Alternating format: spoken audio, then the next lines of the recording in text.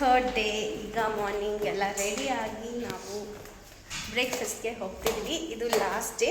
So ಈಗ 12 o'clock ಒಳಗಡೆ checkout ಮಾಡ್ತಿದ್ದೀವಿ. ನಾವಿದ್ದಿದ್ದು ಹೋಟೆಲ್ ಸ್ಟೇನ ನಿಮ್ಮೆಲ್ರಿಗೂ ತೋರಿಸ್ಕೊಡೋಣ ಅಂತ ಕ್ಲಿಪ್ಸ್ ಆ್ಯಡ್ ಮಾಡಿದ್ದೀನಿ, ನೋಡ್ಕೊಂಡು ಬನ್ನಿ.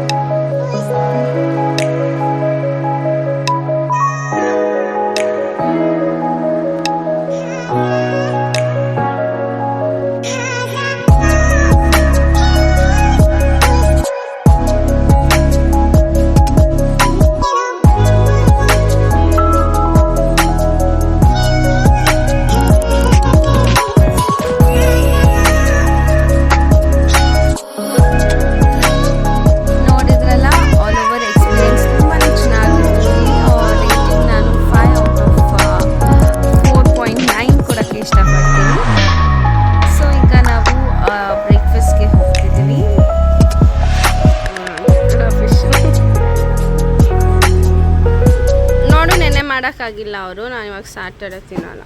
ವಾವ್, ಎಷ್ಟು ಚೆನ್ನಾಗಿದೆ ಅಲ್ಲ, ಕಾಂಬಿನೇಷನು ಚೆನ್ನಾಗಿ. June 5th.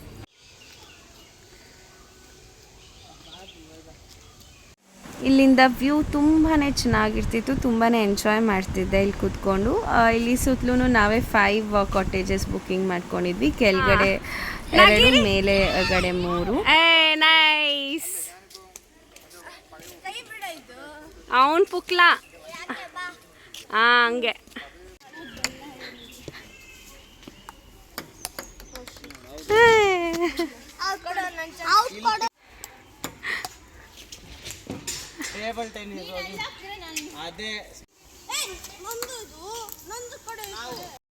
ಈಗ ಚೆಕ್ಔಟ್ ಮಾಡಿ ಹೋಗ್ತಿದ್ದೀವಿ.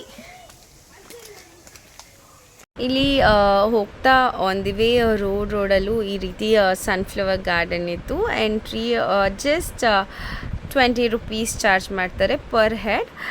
ಸೊ ತುಂಬಾ ಬ್ಯೂಟಿಫುಲ್ ಆಗಿದೆ, ನೋಡ್ತಿದ್ದೀರಲ್ಲ. ಹಾಗೆ ಫೋಟೋಶೂಟ್, ವಿಡಿಯೋ ಶೂಟ್, ರೀಲ್ಸ್ ಎಲ್ಲನೂ ಮಾಡಿಕೊಂಡು ತುಂಬಾ ಎಂಜಾಯ್ ಮಾಡಿದ್ವಿ. ಹಾಗೆ ವಿಪರೀತ ಬಿಸಿಲಿದ್ದರಿಂದ ಇಲ್ಲೇ ಐಸ್ ಕ್ರೀಮ್ ಎಲ್ಲ ಮಾಡ್ತಿದ್ರು. ಸೊ ಹಾಗಾಗಿ ಐಸ್ ಕ್ರೀಮ್ ಎಲ್ಲ ತಗೊಂಡು ಈಗ ಹೊರಡುವಾಗ ಸಣ್ಣದೊಂದು ಗೇಮ್ ಆಡ್ಕೊಂಡು ಹೋದ್ವಿ. ನೋಡ್ಕೊಂಡು ಬನ್ನಿ.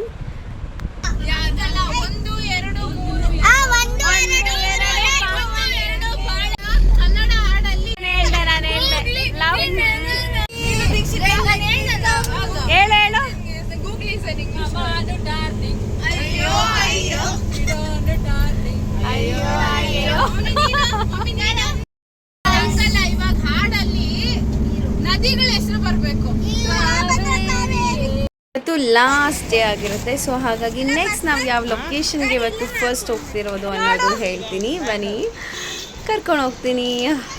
ಈಗ ನೋಡ್ತಿದ್ದೀರಲ್ಲ, ಇಲ್ಲಿ ಫುಲ್ ಸ್ಟಾಲ್ಸ್ ಇದೆ. ಎಲ್ಲರೂ ಬಿಸಿಲಿರೋದ್ರಿಂದ ಹ್ಯಾಟ್ಸ್ ಪರ್ಚೇಸ್ ಮಾಡಿದ್ವಿ.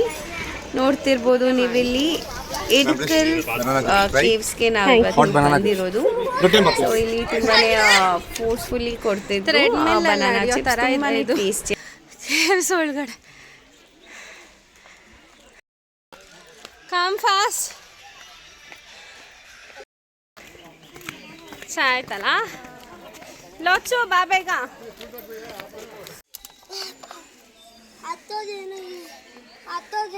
ಇದಕ್ಕೆ ನಾವು ಯಾನ ಕೇವ್ಸ್ಗೆ ಹೋಗಿದ್ರೆ ಅದೇ ಬೆಟರ್ ಅನಿಸ್ತಿದೆ.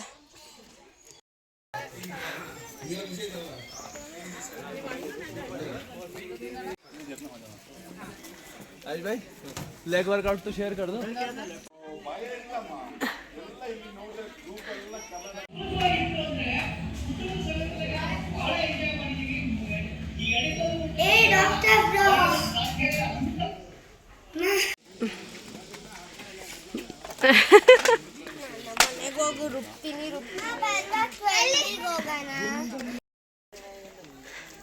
ಚೆನ್ನಾಗಿದೆ ಅಲ್ಲ. ನಾವು ಯಾನ ಕೇವ್ಸ್ಗೆ ಹೋಗಿದ್ದಾಗೂ ಹೀಗೆ ಇತ್ತು, ಬಟ್ ಅಲ್ಲಿ ಒಂದು ಸ್ವಲ್ಪ ಈಸಿ ಇತ್ತು. ಮತ್ತು ಈವ್ನಿಂಗ್ ಹೋಗಿರೋದ್ರಿಂದ ತಣ್ಣಗಿತ್ತು. ಇಲ್ಲಿ ವಿಪರೀತ ಬಿಸಿ ಇದೆ. ಸೊ ಟ್ರೈ ಮಾಡಿ ಹೋಗ್ತಿದ್ದೀವಿ. ಕೇವ್ ಎಂಟ್ರಿ ಆದಮೇಲೆ ಆಲ್ಮೋಸ್ಟ್ ನಾವು 1 ಕಿಲೋಮೀಟರ್ ವಾಕ್ ಮಾಡಬೇಕಾಗುತ್ತೆ. ನಾವು ಆಲ್ಮೋಸ್ಟ್ 1 ಕಿಲೋಮೀಟರ್ ರೀಚ್ ಆಗಿದ್ವಿ. ಸೊ ಇಲ್ಲಿಂದ ಮುಂದೆ 300 ಸ್ಟೆಪ್ಸ್ನ ಹತ್ತಬೇಕಾಗತ್ತೆ ಅಂತ. ಈಗಲೇ ಆಲ್ರೆಡಿ ನಾವು 1.5 hour ಹತ್ತತ್ರ ವಾಕ್ ಮಾಡಿ ಬಂದಿದ್ದೀವಿ. ಸ್ಲೋಪ್ ತುಂಬಾ ಕಷ್ಟ ಇದೆ ನಡೆಯೋದು, ಅಷ್ಟು ಈಸಿಲಿ ಇಲ್ಲ ಇಲ್ಲಿ. ಸೊ ಹಾಗಾಗಿ ಮಕ್ಕಳನ್ನೆಲ್ಲ ಕರ್ಕೊಂಡು ಹೋಗೋದು ರಿಸ್ಕ್ ಅಂತ ಹೇಳಿ ನಾವು ರಿಟರ್ನ್ ಆಗ್ತಿದ್ದೀವಿ.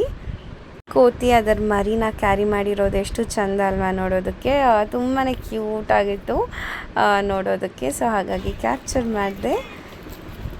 ಇಲ್ಲಿ ನೋಡಿ, ಇನ್ನೊಂದು ಕ್ಯೂಟ್ ಕೋತಿ ಮರಿ. ಬೆಸ್ಟ್ ಟೈಮ್ ಅನ್ಕೋತೀನಿ ವಿಸಿಟ್ ಮಾಡೋದಕ್ಕೆ. ನಾವು ರಾಂಗ್ ಟೈಮಲ್ಲಿ ಎಂಟ್ರಿ ಕೊಟ್ಟಿದ್ದೀವಿ. ಸೊ ಹಾಗಾಗಿ ಹೋಗ್ತಾ ನಾವು 12D ಎಕ್ಸ್ಪೀರಿಯೆನ್ಸ್ ಮಾಡೋದಕ್ಕೆ ಬಂದಿದ್ದೀವಿ. ಸೊ ನೋಡಿ ಹೇಗಿತ್ತು ನಮ್ಮ 12D ಎಕ್ಸ್ಪೀರಿಯೆನ್ಸ್, ರೈಟ್? ಆಗಲೇ ತೊಗೊಳಕ್ಕಾಗಲಿಲ್ಲ, ಅವರು ಟೇಸ್ಟ್ ಮಾಡೋದಕ್ಕೆ ಕೊಟ್ಟಿದ್ರು. ತುಂಬಾ ಚೆನ್ನಾಗಿತ್ತು, ಹಾಗಾಗಿ ಹೋಗ್ತಾ ತೊಗೊಂಡ್ವಿ. ಆನ್ ದಿ ವೇ ಹೋಗ್ತಾ ಬಂಡೀಪುರ್ ಫಾರೆಸ್ಟ್ ಮೇಲೆ ಹೋದ್ವಿ. ಹೋಗ್ತಾ ಆನೆ ಮರಿನ ಕ್ಯಾಪ್ಚರ್ ಮಾಡಿದೆ. ನೋಡ್ತಿದ್ದೀರಲ್ಲ, ರೋಡ್ ಸೈಡ್ಗೆ ಬಂದುಬಿಟ್ಟಿದೆ. ಎಷ್ಟು ಮುದ್ದಾಗಿದೆ ಆನೆ ಮರಿ. ಇನ್ನೊಂದು ವಿಷಯ ಹೇಳಲೇಬೇಕು, ಇವತ್ತು ಸಾಕಷ್ಟು ಆನೆಗಳನ್ನ ನೋಡಿಬಿಟ್ಟಿದ್ದೀನಿ. ತುಂಬಾ ಚೆನ್ನಾಗಿ ಅನಿಸ್ತಿದೆ. ಆನ್ ದಿ ವೇ ಬರ್ತಾ 2 ಫಾರೆಸ್ಟ್ ದಾಟಿ ಬರಬೇಕಿತ್ತು. ವೈನಾಡ್ ವೈಲ್ಡ್ ಲೈಫ್ ಸೆಂಚುರಿ ಮತ್ತು ಬಂಡೀಪುರ್ ವೈಲ್ಡ್ ಲೈಫ್ ಸೆಂಚುರಿ. ಇದನ್ನು ದಾಟಿ ಬರೋ ಹೊತ್ತಿಗೆ ಈವ್ನಿಂಗ್ ಆಗಿದೆ. ಈಗ ಇಲ್ಲಿ ಶ್ರೀರಂಗಪಟ್ಟಣ ಹೈವೇನಲ್ಲಿ ಕಸ್ತೂರಿ ನಿವಾಸ ಹೋಟೆಲ್ ನೋಡ್ಬೋದಾಗಿದೆ. ತುಂಬಾ ಚೆನ್ನಾಗಿದೆ ಆ್ಯಂಬಿಯನ್ಸ್. ಸೊ ಇಲ್ಲಿ ಶಾಪಿಂಗ್ ಕಾಂಪ್ಲೆಕ್ಸ್ ಕೂಡ ಇದೆ, ನೋಡ್ತಿರ್ಬೋದು ನೀವಿಲ್ಲಿ. ಮಕ್ಕಳಿಗೆ ಆಕ್ಸೆಸರೀಸ್ ಆಗಿರ್ಬೋದು, ಸ್ಟೇಷ್ನರಿ ಐಟಮ್ಸ್ ಮತ್ತು ಡಾಲ್ಸ್ ಎಲ್ಲನೂ ಇಟ್ಟಿದ್ದಾರೆ. ತುಂಬಾ ಚೆನ್ನಾಗಿದೆ. ನಾನು ಇದೇ ಫಸ್ಟ್ ಟೈಮ್ ಬಂದಿರೋದು. ತುಂಬಾ ಸ್ಪೇಷಿಯಸ್ ಆಗಿದೆ ಮತ್ತು ಫುಡ್ ಟೇಸ್ಟ್ ಕೂಡ ತುಂಬಾ ಚೆನ್ನಾಗಿತ್ತು, ಎಲ್ಲ ಐಟಮ್ಸ್ ಕೂಡ. ಸೊ ನೀವು ಈ ಕಡೆ ಬಂದಾಗ ವಿಸಿಟ್ ಮಾಡಿ ಅಂತ ರೆಕಮೆಂಡ್ ಮಾಡೋಕ್ಕೆ ಇಷ್ಟಪಡ್ತೀನಿ. ಈಗ ಆಲ್ರೆಡಿ ಈವ್ನಿಂಗ್ ಆಗಿಬಿಟ್ಟಿದೆ. ಸೊ ಇಲ್ಲಿಂದ ಡೈರೆಕ್ಟ್ ನಮ್ಮ ಬೆಂಗಳೂರಿಗೆ ಹೋಗೋದಾಗಿದೆ. ಹೋಗ್ತಾ ಆನ್ ದಿ ವೇ ಮತ್ತೆ ಔಸಿ ಆಡಿದ್ವಿ ಎಲ್ರೂ. ತುಂಬಾ ಫನ್ನಿ ಆಗಿತ್ತು ಆಡಿದ್ದು. ಮತ್ತು ಇದೊಂದು ವಿಷಯ ಕೊನೆಯಲ್ಲಿ ಹೇಳಬೇಕು, ಅವರೆಲ್ಲರ ಜೊತೆ ಇದೇ ಫಸ್ಟ್ ಟೈಮ್ ನಾನು ಇಷ್ಟು ಲಾಂಗ್ ವೆಕೇಷನ್ ಬಂದಿದ್ದು. ಸೊ ನನಗಂತೂ ತುಂಬಾ ಖುಷಿ ಆಯಿತು ಇವರೆಲ್ಲರ ಜೊತೆ ಬಂದಿದ್ದು. ನಿಮ್ಮೆಲ್ರಿಗೂ ನಾನು ಈ ವ್ಲಾಗ್ ತುಂಬಾ ಇಷ್ಟ ಆಗಿರುತ್ತೆ ಅಂತ ಭಾವಿಸ್ತಾ ಇಲ್ಲಿಗೆ ನಾನು ಈ ವ್ಲಾಗ್ನ ಎಂಡ್ ಮಾಡ್ತಿದ್ದೀನಿ. ಲಾಸ್ಟಲ್ಲಿ ಪಿಕ್ಚರ್ಸ್ ಆ್ಯಡ್ ಮಾಡಿದ್ದೀನಿ, ನೋಡಿ. ಇಷ್ಟ ಆಗಿದ್ದಲ್ಲಿ ಲೈಕ್ ಮಾಡಿ, ಶೇರ್ ಮಾಡಿ, ಕಮೆಂಟ್ ಮಾಡಿ, ಹಾಗೆ ಸಬ್ಸ್ಕ್ರೈಬ್ ಮಾಡೋದು ಮರಿಬೇಡಿ. ನನ್ನ ಮುಂದಿನ ವ್ಲಾಗ್ ಬಂದು ನನ್ನ ಮಗಳದು ಬರ್ಡೇ ವ್ಲಾಗ್ ಆಗಿರುತ್ತೆ.